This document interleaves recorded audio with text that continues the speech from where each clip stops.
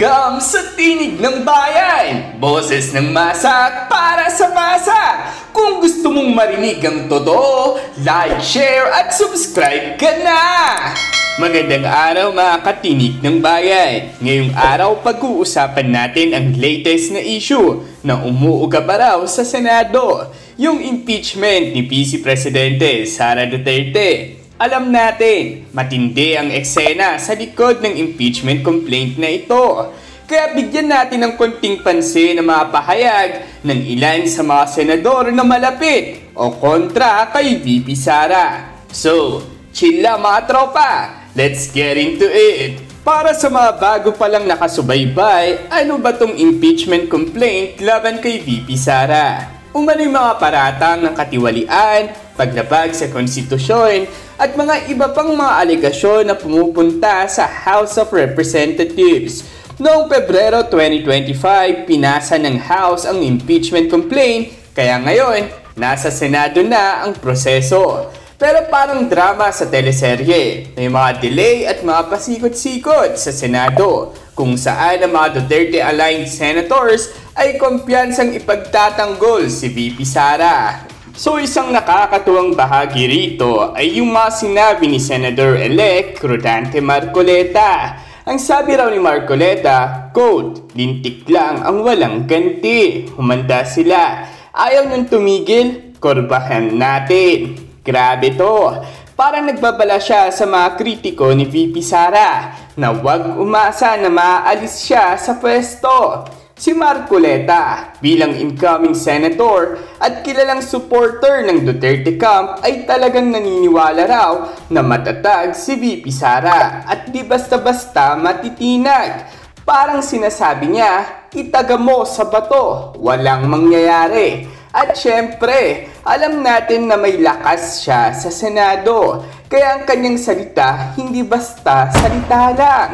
Hindi rin nagpahuli si Senadora Amy Marcos, kapatid mismo ng Pangulong Marcos Jr., na sinabi raw na dapat tanggapin na talo na ang impeachment laban kay VP Sara. Ayon sa kanya, di na raw to uubra either this Congress o sa susunod.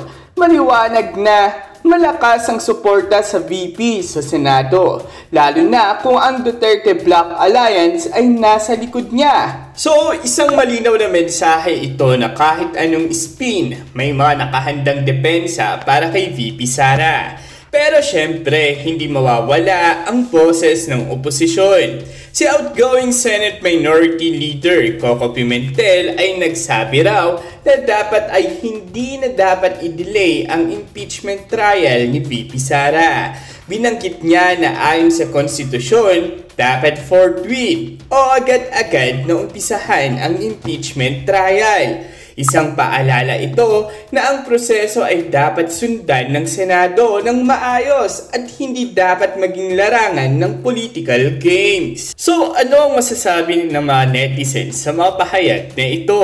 Mukhang confident si Marcoleta at Amy Marcos na hindi magtatagumpay ang impeachment. Tila pahiwatig pangaraw, itaga mo sa bato. Pero ang tanong, sa isang demokratikong proseso, dapat maging patas ang pagtinig. Kaya ninanais nga ni VP Sara na matuloy pa rin ang trial. Kasi nga, kung ang Senado ay magpapabigay lang sa political pressure, paano ang kredibilidad ng ating mga institusyon? Pero syempre, hindi natin pwedeng i-ignore ang political reality na may lamat talaga sa pagitan ng Malacanang at OVP. Pero ang realidad, malakas ang Duterte Block ngayon. So mga katinig ng bayan, ito ang latest sa impeachment drama ni VP Sara Duterte. Mukhang marami pang kabanata ang susunod dito.